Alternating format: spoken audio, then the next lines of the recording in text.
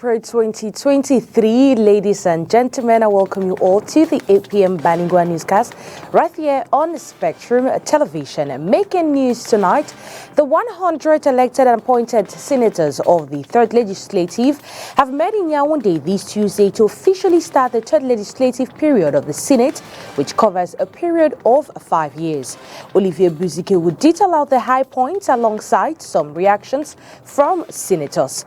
In health, we look at the World Parkinson Day, understanding this neurological disease, its symptoms and preventive methods. This and many more will be yours in this newscast. If you're just joining us, it is the 8 p.m. Bilingual Newscast. Ines Pangang opens this news in the French language. Good evening to you, Ines. Bonsoir à vous, Oni Ladonnette. Bonsoir, mesdames et messieurs, et bienvenue. Comme annoncé en titre, le Palais des Congrès à Yaoundé a abrité ce jour la session de plein droit du Sénat 3e mandature. Les travaux étaient présidés par le bureau d'âge en présence des membres du gouvernement et autres invités. Compte rendu, Olivier Buzike. Le droit du Sénat est ouverte. Les travaux sont présidés par le bureau d'âge composé du sénateur René Zengele le doyen et les 2 plus jeunes sénateurs de la Chambre, Michel Kotoko et Jeanne-Caroline Afane. Ils auront la charge de conduire les échanges au cours de cette session spéciale jusqu'à l'élection du nouveau bureau. Suivant le règlement intérieur, il a procédé à la lecture du procès verbal de proclamation des résultats des élections sénatoriales par le Conseil constitutionnel. Question de rappeler les noms des 70 sénateurs élus le 12 mars dernier, région par région. La lecture du décret du chef de l'État portant nomination des 30 autres sénateurs a suivi. Le quorum était atteint. Anciens et nouveaux parlementaires ont répondu présent. Dans son message, le sénateur René Zengele a appelé ses collègues à la discipline, assiduité et un sens élevé des responsabilités durant les travaux. J'en appelle par conséquent à chacun et à chacune de vous pour que les présentes assises se déroulent dans des conditions les meilleures possibles et marquent d'une pierre blanche le cheminement de notre institution. Pour lui, cette 3e mandature sera marquée par de nombreux défis qui seront concentrés en général sur le contrôle permanent de l'action gouvernementale, une interpellation sur les missions qui les attendent. Défi de l'implémentation par le Sénat de sa mission institutionnelle de représentation des collectivités territoriales décentralisées. Le défi de la participation active des sénateurs à la mise en œuvre de notre idéal démocratique au regard de l'enthousiasme qui se dégage de chacun et de chacune de vous et surtout de votre volonté commune d'œuvrer pour le progrès de notre pays. Je ne doute pas un seul instant que ces défis et bien d'autres seront relevés. L'agenda parlementaire des prochains jours prévoit donc la vérification des incompatibilités par les bureaux qui seront mis en place. Ils disposeront de 72 heures pour dresser leur procès verbal. Suivra le port des attributs, puis l'élection des membres du bureau de la Chambre et des commissions générales pour un mandat d'1 an renouvelable. Après l'ouverture de cette session de plein droit au Sénat 3e mandature, quelques sénateurs se sont confiés au micro de Olivier Buzike. Écoutons plutôt. Aujourd'hui, c'est toute la satisfaction. Comme vous le savez, c'était un long moment de trêve pour moi et toute ma fierté et l'ambiance qui règne, je suis vraiment comblé de joie et je me dis que tout ira pour le mieux. Pour servir le peuple de Cameroun, c'est pourquoi je suis ici. Je suis sénateur, donc je dois faire ce que je dois faire. On me dit va à gauche, je vais à gauche. On me dit va à droite, je vais à droite. Moi je suis un serviteur. Je suis ici pour apporter ma modeste contribution. J'attends évidemment qu'on me dise ce que j'aurai à faire exactement. Il ne s'agit pas d'être un électron libre, non, nous sommes dans un groupe. Le RDPC compte quand même les 3 quarts et demi des sénateurs. Donc nous allons travailler dans un groupe Je dis que je ne décevrai pas. J'essaierai de donner le maximum de moi-même. Je donnerai tout pour que celui qui m'a appelé ici, c'est-à-dire le chef de l'État, son Excellence Paul Biya, ne soit pas déçu. Un privilège exceptionnel de partager avec mes collègues ce moment et puis de prendre la mesure de l'importance de cette institution, cette haute chambre du Parlement, et ça interpelle par rapport à la grande mission qui nous est tous confiée. Donc je pense que c'est un grand honneur. Je tiens aussi à remercier le président national de notre grand parti qui, dans l'esprit d'équité et de justice, a bien voulu donc m'investir comme sénateur pour la région de l'Ouest. C'est un sentiment de joie, de satisfaction et de bonheur qui m'anime ces jours de rentrée parlementaire.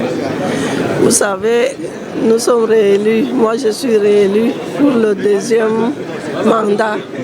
Et vraiment, nous sommes très fiers de retrouver nos camarades anciennes qui sont revenus et de rencontrer de nouvelles figures aussi dans l'hémicycle. Merci. Comparé aux chiffres des enregistrements des 3 premiers mois à Elections Cameroun, Elecamdon a moins inscrit les Camerounais au cours des 3 premiers mois de l'année 2023. L'information a été rendue publique au cours d'une réunion récemment organisée par le Conseil électoral à Yaoundé. Le point sur les chiffres dans ce reportage que signalait la Reine Gansu. Entre le 1er janvier et le 31 mars 2023, Elections Cameroun a enregistré sur toute l'étendue du triangle national 103 220 nouvelles inscriptions, soit 37 000 femmes, 75 582 jeunes et 124 000 personnes vivant avec un handicap. Selon l'organe électoral qui rend public ces statistiques, ces chiffres sont en nette régression par rapport à ceux enregistrés 3 mois après le lancement des inscriptions sur les listes électorales en 2022. Pour le président du Conseil électoral, Eno Abrahams Egbe, cette situation trouve son explication dans l'élection sénatoriale qui, jusqu'au 12 mars et même plus tard, a complètement occupé la scène politique. Néanmoins, tout espoir n'est pas perdu, pense-t-il, de se rattraper et de faire mieux qu'en 2022, où Elections, battant les records de l'année précédente, avait enregistré 338 376 nouvelles personnes. Pour y parvenir, l'organe entend axer sa stratégie durant ce deuxième trimestre sur le digital, avec des campagnes de sensibilisation plus intenses.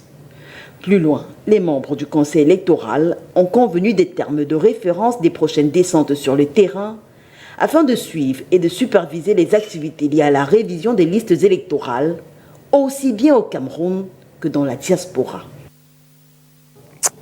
11th April 2023, well, this day is internationally observed as the World Parkinson Day. A newsroom took to the streets of Douala to find out about the awareness of this neurological disease, its symptoms, and various preventive methods on Josephine Binti and Nono Futui's microphone.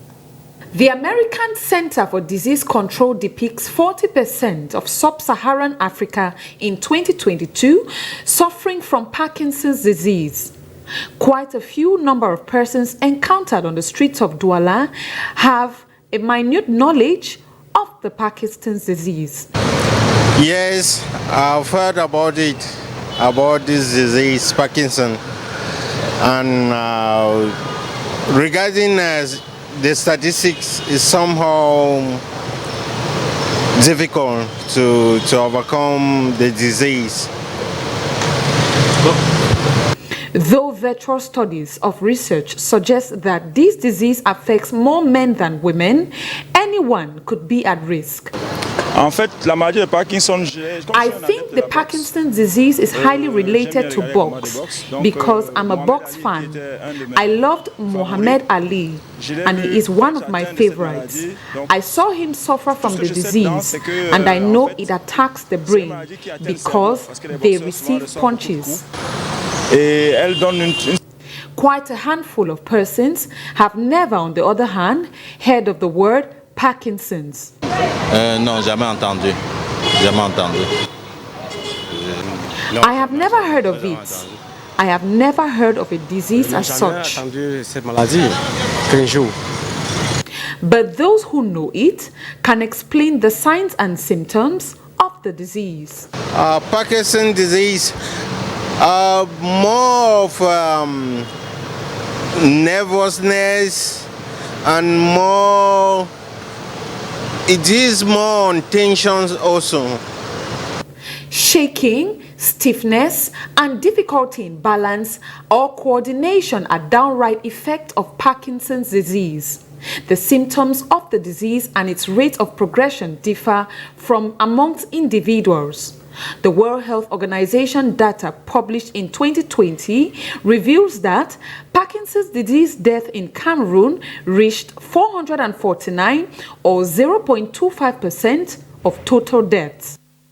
Vous venez de le voir, ce 11 avril est célébrée la journée mondiale de Parkinson, une maladie neurodégénérative caractérisée par la destruction de neurones spécifiques et il n'existe pas de traitement.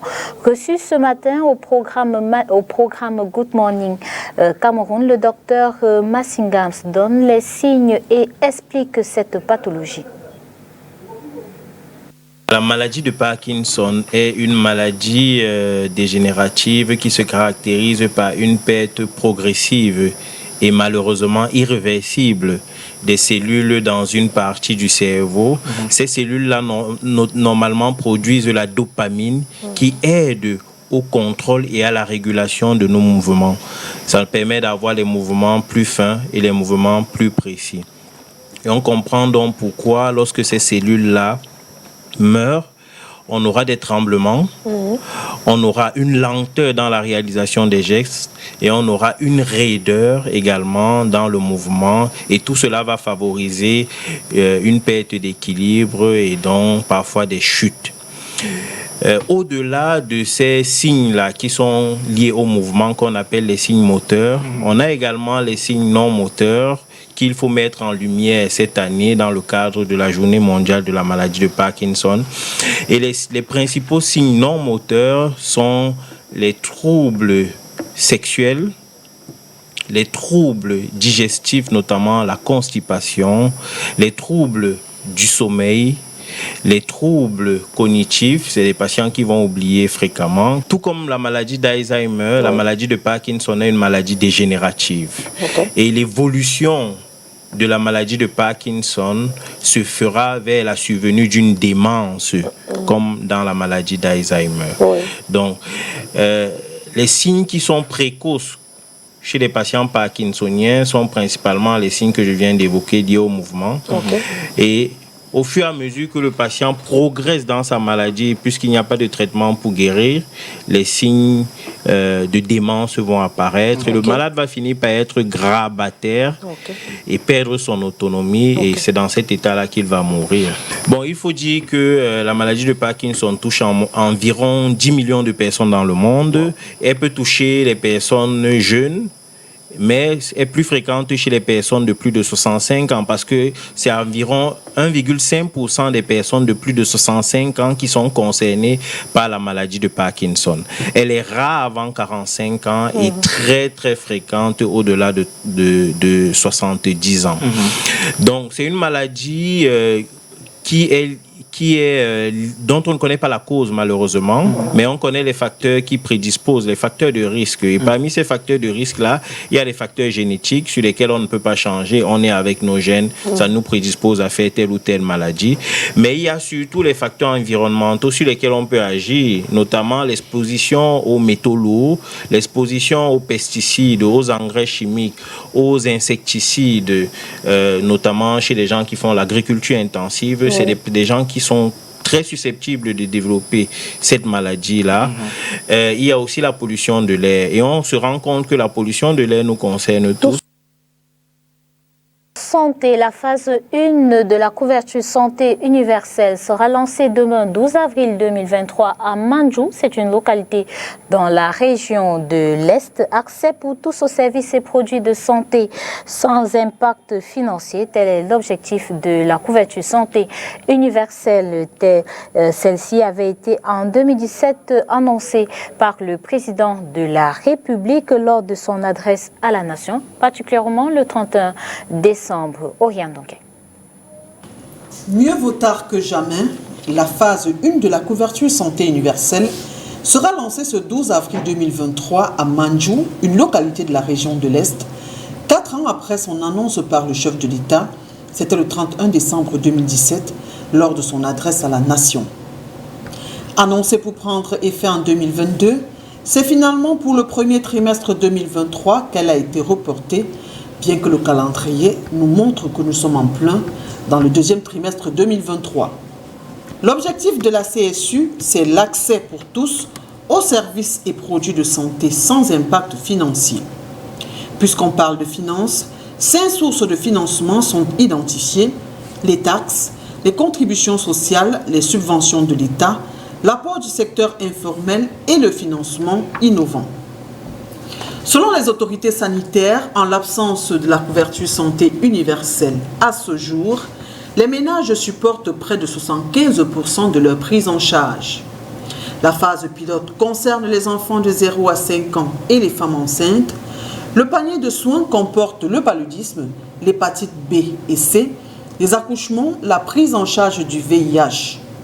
Rappelons qu'en août 2020, le gouvernement camerounais et la Société Santé Universelle Cameroun ont signé un contrat de partenariat public-privé en vue de la mise en œuvre de la CSU. Il coûtera environ 1300 milliards de francs CFA à l'État pour un paquet de soins et services comprenant 185 interventions et 101 sous-interventions. Religion, who can fast for Ramadan? Well, one of the 5 pillars of Islam stipulates all healthy adults can fast for Ramadan. It is mandatory for them. Well, those exempted are children who have not reached puberty, the elderly, pregnant women, the sick, and even breastfeeding mothers. Let's listen to Imam Dawuda Abubakar as he enlightens us more. Fasting during this period of Ramadan is reserved for teenagers and adults only, as it not only helps strengthen their faith, but also serves as proof of their belief. Tout musulman est appelé à observer le jeûne du mois de Ramadan en vue de pouvoir. Every Muslim is called upon to observe the Ramadan fast so as to confirm their Muslim status. The source of Islam is the Quran. This fasting is prescribed in the Quran. Ce jeûne est prescrit dans le Saint-Coran, dans la sourate 2, verset 183. Fulfilling these instructions through faith is a command set for faithfuls. Celui qui doit jeûner, d'abord c'est un appel que Dieu le Tout-Puissant Allah a lancé à l'endroit. For those who need to fast, it's a call by Allah to faithfuls. They have to have an internal faith in God to respond to His call. Islam is not a dress warm. It's total submission to God's instructions. Ce n'est pas le nom qu'on porte, ce n'est pas l'habit que nous portons, mais c'est la soumission totale aux injonctions de Dieu. Fasting is done in different seasons of the year in line with the Egyptian calendar. Pour montrer l'universalité du message divin dont est porteur le prophète Mohammed, et que tous les messages in order to understand the universality of the divine message transmitted by the Prophet Muhammad, you will see that we fast in different seasons, because the Egyptian calendar used is at the time of the Prophet. Puisque le calendrier hégirien, le calendrier que nous utilisons est un calendrier qui est établi à base de l'hégire, c'est-à-dire de l'exil du prophète de la Mecque à Médine. Physical and spiritual benefits are reserved to all those who successfully complete this fast. Christ has risen, and as Christians, they are called upon to celebrate this every day. Well, tonight, let's look or relive the Easter celebration in the Southwest region with you, Josephine Binti.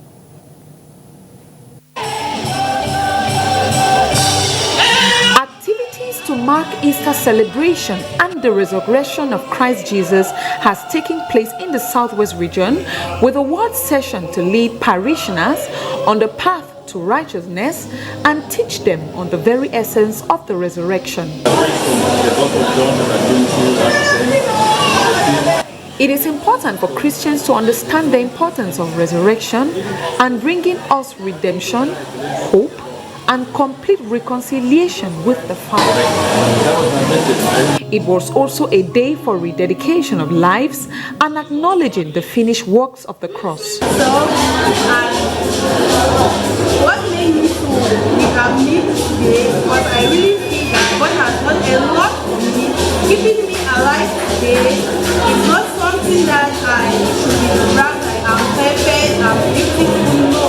It's by His grace, by His mercy that I'm alive today. Christians in Buea, Limbe, and other parts of the Southwest region joined the Christian family worldwide to celebrate the resurrection of Christ, which was the very bedrock upon which Christianity was found. La synthèse de l'actualité africaine ce 11 avril 2023, c'est en Somalie où le chef de l'ONU demande un soutien international massif. En Éthiopie, 2 employés humanitaires tués en région Amhara, et l'Italie qui secourt 2 bateaux transportant 1200 personnes. Le round-up de l'actualité africaine, c'est avec nos confrères de La Voix de l'Amérique. Le secrétaire général de l'ONU, Antonio Guterres, a sonné mardi l'alarme et a appelé à un soutien international massif pour la Somalie lors d'une visite dans le pays. L'ONU a lancé un appel pour une aide humanitaire de 2,6 milliards de dollars pour la Somalie, mais il n'est actuellement financé qu'à hauteur de 13%. 2 employés de l'organisation humanitaire Catholic Relief Services ont été tués par balle au cours du week-end à Amhara, région du nord de l'Éthiopie, a annoncé mardi l'ONG. Il s'agit d'un responsable de la sécurité et d'un chauffeur qui regagnait Addis Abeba après une mission. Les gardes-côtes italiens menaient ce mardi des opérations afin de secourir 2 bateaux transportant un total de 1200 personnes. Le nombre de migrants cherchant à traverser la Méditerranée depuis l'Afrique du Nord s'est accru considérablement au cours du week-end écoulé. Le palais des congrès de Yaoundé au Cameroun a abrité ce mardi 11 avril la session inaugurale de la 3e législature au Sénat. Rappelons que 70 sénateurs sont élus et le chef de l'État nomme 30 autres pour compléter la chambre haute du Parlement camerounais. En sport rugby, la Coupe d'Afrique des Nations de rugby féminin à 15 se déroule au mois de mai prochain à Madagascar. 4 pays vont prendre part à ce tournoi, parmi lesquels le Cameroun. Le Cameroun qui se prépare actuellement dans la ville d'Akono, c'est dans la région du centre. Les détails avec Makeda Lidinoto. L'équipe nationale de rugby féminin à 15 du Cameroun est actuellement en stage dans la ville d'Akono, située dans la région du centre. Débuté le 3 avril dernier, ce stage est préparatoire à la prochaine Coupe d'Afrique des Nations de rugby féminin à 15. 44 joueuses prennent part à cette première étape de la préparation de l'équipe du Cameroun. Nous ne sommes pas encore au niveau, vu que le stage vient de commencer, mais je pense qu'avec le temps que nous avons, nous pouvons nous rattraper et donner le meilleur de nous-mêmes comme nous avons l'habitude de le faire. Le stage se passe très bien, nous n'avons pas de problème. Nous nous entraînons normalement, nous essayons de respecter toutes les consignes que les coachs nous donnent et avec le temps, ça va aller. Chez moi, ça va bien parce que déjà, c'est ma première fois de jouer en rugby à 15. J'ai l'habitude de jouer toujours au rugby à 7 à 7. Donc, c'était ma première fois. Je peux dire que j'ai aimé, je me suis battue comme je disais. Ce stage qui se déroule depuis le 3 avril s'achève le 16 avril 2023. Pour la Fédération camerounaise de rugby, il est question à travers cette préparation de mettre tout en œuvre pour permettre aux joueuses de faire une belle prestation lors de la CAN de rugby féminin à 15, prévue du 18 au 29 mai 2023 à Madagascar. Après la qualification en décembre 2022 ici à Yaoundé, il y a un travail qui s'est fait justement derrière, comme on dit souvent, derrière, ont mis les terrains. Et, elles étaient suivies de manière individuelle. Et pour celles qui pouvaient le faire en groupe, elles étaient suivies parce qu'elles continuent de suivre un programme. Donc nous sommes juste sur une continuité. Et pour le moment, première journée de travail, c'est assez satisfaisant, surtout sur le plan du cardio, de l'endurance. Et la périodisation du travail a déjà été faite. Elle a déjà été faite bien longtemps avant. Donc là, elles seront prêtes. Elles seront prêtes pour le jeudi. Et le travail, on le suit normalement. Nous ne sommes pas sûrs, c'est vrai, il nous manque quelques semaines avant le début de la compétition, on va dire un mois. Avant le début de la compétition, on ne va pas non plus sauter ou bien brûler des étapes. Oui, nous suivons tout doucement notre carnaval de travail. Outre le Cameroun, l'Afrique du Sud, le Kenya et Madagascar, pays hôtes, vont également participer à ce tournoi. Le Cameroun joue son premier match le 20 mai contre l'Afrique du Sud, le second match le 24 mai contre Madagascar et le troisième et dernier match le 28 mai contre le Kenya. C'est avec vous, Makeda Lydie Newton, que nous mettons un thème à cette édition d'information bilingue. Merci d'avoir été des nôtres. Disons-nous à demain. À demain, Onila Dunet. See you tomorrow in Espangang, and good night to every viewer of Spectrum Television and the 8 p.m. Bilingual newscast. But do stay in company of our programs. See you same time tomorrow.